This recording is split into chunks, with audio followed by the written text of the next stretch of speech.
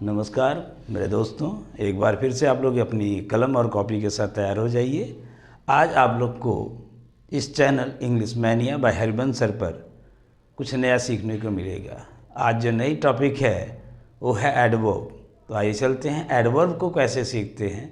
उसके पहले आप लोग जान लीजिए, इंग्लिश में कुल 8 पार्ट्स ऑफ स्पीच होते हैं, जिसका नाम है, पहला है आपका नाउन। नाउन एक नेमिंग वर्ड है, किसी भी चीज़ का नाम है। दूसरा है प्रोनाउन। ये प्रोनाउन क्या करता है, इस नाउन को रिप्लेस करता है, इस नाउन को सब्स्टिट्यूट करता है। तीसरा आपका है एडजेक्टिव। ये जो एडजेक्टिव है इस नाउन और प्रोनाउन के बारे में कुछ भी हो बताता है, अच्छा हो बुरा हो जो भी बताता है। और चौथा आपका है वर्ब। ये जो पांचवा आपका है एडवर्ब है, ये फिफ्थ आपका एडवर्ब है। और 6 प्रेपोजिशन है। 7th कंजंक्शन है। और 8th आपका जो है इंटरजेक्शन है। पूरे एग्जाम में अगर आप देखेंगे तो इसमें बहुत सारी चीज़ें जो हैं बहुत ज़रूरी हैं। कुछ चीज़ें होती हैं जो सेकेंडरी होती हैं, बहुत ही कम आवश्यक होती हैं। जैसे नाउन सबसे इम्पॉर्टेंट पार्ट है, प्रोनाउन उतना ही इम्पॉर्टेंट जितना नाउन है। और एडजेक्टिव है, इसके कुछ पार्ट्स बहुत इम्पॉर्टेंट हैं जो एग्ज़ाम में पूछे जाते हैं।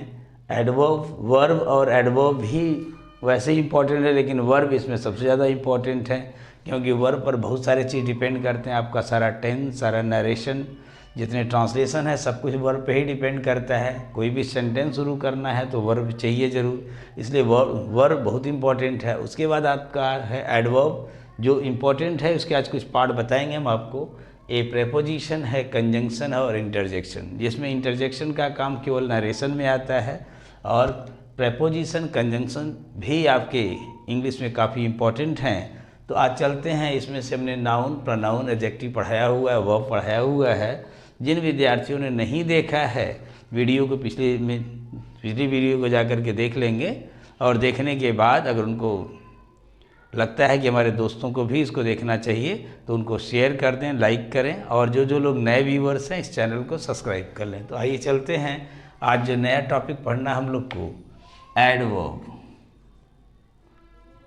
ये जो एडवर्ब है ये क्या करता है, किस तरह से काम करता है, इसका काम क्या है, आज आप लोग को ये सब सारी चीज़ें बताएंगे। एडवर्ब के बारे में आप लोग सुने होंगे, स्कूल कॉलेज में अभी तक जो पढ़े होंगे, जब आप क्लास 6, 7, 8, 9, 10th, 11, 12th जब तक पढ़ते हैं, एडवर्ब के डेफिनेशन आप लोग सुनते हैं कि adverb is a word which qualifies और मॉडिफाइज एन एडजेक्टिव, जो अपने किसी एडजेक्टिव की विशेषता बतलाएगा, किसी वर्ब की विशेषता बतलाएगा, अपनी खुद की विशेषता बतलाता है। ये जो एडवर्ब होता है ऐड कर देता है एडजेक्टिव में, ऐड कर देता है वर्ब में, ऐड कर देता है एडवर्ब में। अभी तक आपने ये 3 चीज़ें पढ़ी हुई है, लेकिन एडवर्ब एक ऐसा पार्ट ऑफ स्पीच है जो हर पार्ट ऑफ स्पीच की विशेषता बतलाता है, इवन नाउन और प्रोनाउन की भी बतलाता है। अगर देखेंगे नाउन प्रोनाउन के कैसे बतलाएगा, तो जैसे अगर कुछ वर्ड्स हैं, ऑनली है, इवन है, ये जो टू है, आल्सो हैं, ये नाउन और प्रोनाउन की भी विशेषता बतलाते हैं। आई टू, रमेश टू, देख रहे होंगे only, only you, only I, only they, only Ramesh, only Suresh. ये है even you, even my mother, even my father. ये सब क्या कर रहा है, नाउन और प्रोनाउन की भी विशेषता बतलाते हैं। जैसे नाउन और प्रोनाउन की विशेषता कैसे बतलाएंगे, इसके बारे में हम लोग बाद में चर्चा करेंगे। पहले जानने की एडवर्ब कौन कौन चीज़ की विशेषता बतलाता है। एडजेक्टिव की भी बतलाता है, वर्ब की भी बतलाता है, एडवर्ब की भी बतलाता है, या प्रेपोजिशन और कंजंक्शन की भी विशेषता बतलाता है। केवल इंटरजेक्शन को छोड़कर ये सारे पार्ट्स ऑफ स्पीच की विशेषता बतलाता है। कैसे हम चलेंगे कि किस तरह से एडजेक्टिव के बारे में बताता है। जैसे बोलना हो she is very beautiful, she is very beautiful. अब देख रहे हैं यहाँ पे ब्यूटीफुल कौन है, शी है। शी कौन है, ये प्रोनाउन है। इस प्रोनाउन के बारे में बतला रहा है, तो ये क्या हुआ, एडजेक्टिव हो गया ब्यूटीफुल। और कितनी ब्यूटीफुल है, वेरी ब्यूटीफुल। वेरी देख रहे हैं किस में ऐड कर रहा है, इस एडजेक्टिव में, तो वेरी क्या हुआ, एक एडवर्ब हो गया। It is too hot today, it is too hot today. Hot क्या है, इट को बतला रहा है, दिन को, किसी समय को बतला रहा है, इसलिए हॉट यहाँ पर एडजेक्टिव है। और टू किसको बतला रहा है, इस हॉट को बतला रहा है, एडजेक्टिव बतला रहा है, इसलिए एक टू यहाँ पे क्या हुआ, एडवर्ब हो गया। देख रहे हैं एडजेक्टिव को किस तरह से बतला रहा है। जैसे बोलना हो he is so old that he can't stand properly, he is so old that he can't stand properly. यहाँ पे ओल्ड क्या एडजेक्टिव है, और इस एडजेक्टिव के बारे में बतला रहा है सो, तो ये सो क्या हुआ, यहाँ पे एडवर्ब हो गया।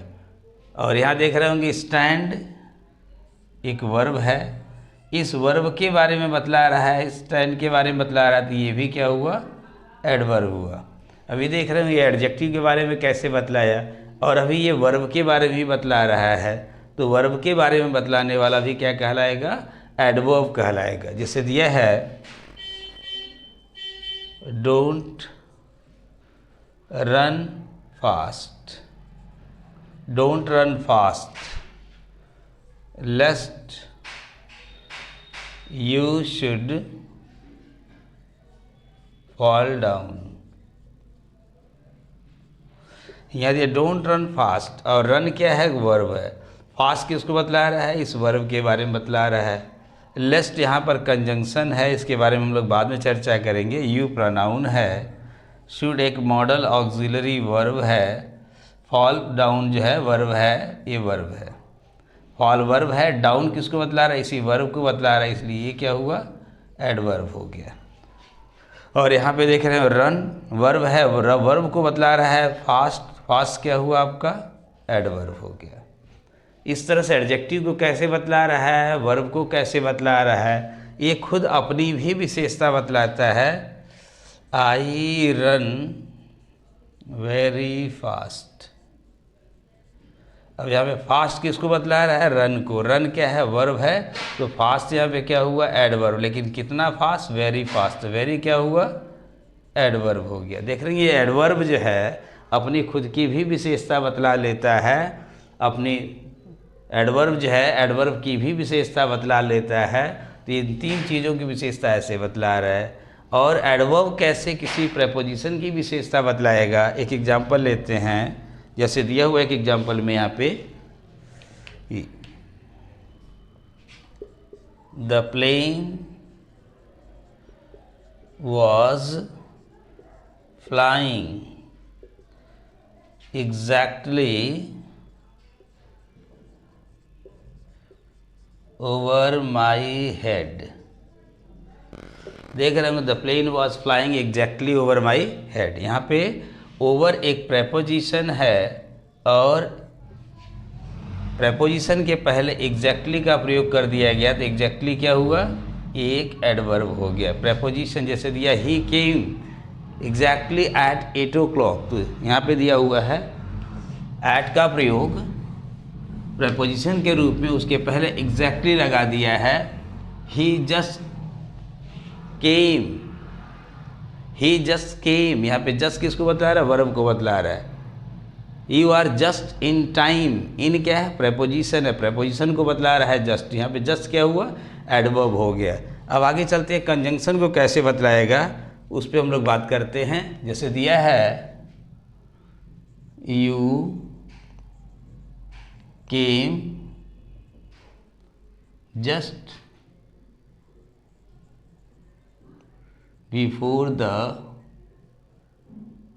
function started, तो you came just before the function started, यहाँ पे बिफोर देख रहे होंगे, और इसके बाद ये पास्ट टेंस है, सेकेंड फॉर्म है, और इधर का पार्ट जो एक सेंटेंस है, इधर जो है इसके पहले का पार्ट हमको चाहिए पास्ट परफेक्ट में, तो यू हैड यहाँ पे कम कर दीजिए, नहीं तो ये भी गलत हो जाएगा आपका। You had come just before, ये बिफोर यहाँ पर कंजंक्शन है, इस कंजंक्शन को बतलाने के लिए जस्ट का प्रयोग किया गया है।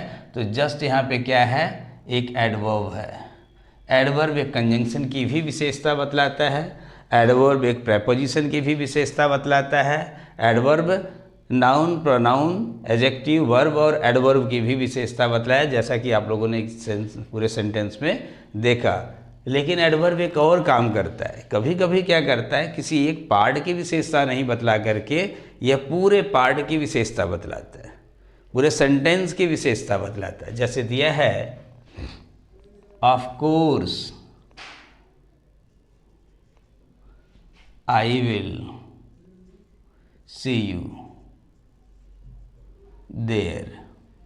अब यहाँ पे ऑफ कोर्स जो है, किसी I will see you there एक एक पार्ट को नहीं बतला रहे, पूरे सेंटेंस की विशेषता बतला रहा है, इसलिए ये भी क्या हुआ, एक एडवर्ब। जैसे दिया, अनफॉर्चुनेटली,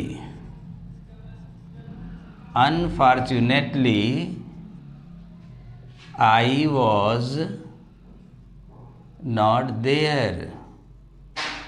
अब यहाँ पे आई वॉज नॉट देयर पूरा का पूरा सेंटेंस है, उसको बतला रहा है यहाँ पे अनफॉर्चुनेटली, तो ये भी क्या हुआ, एक एडवर्ब है। तो एडवर्ब पूरे सेंटेंस की भी विशेषता बतलाता है। Adverb noun, pronoun, adjective, verb, adverb, preposition, conjunction, ये सबकी विशेषता बतलाता है। इसलिए याद रखिए, एडवर्ब को बहुत अच्छे से पढ़िए, एक एक चीज़ करके पढ़िए।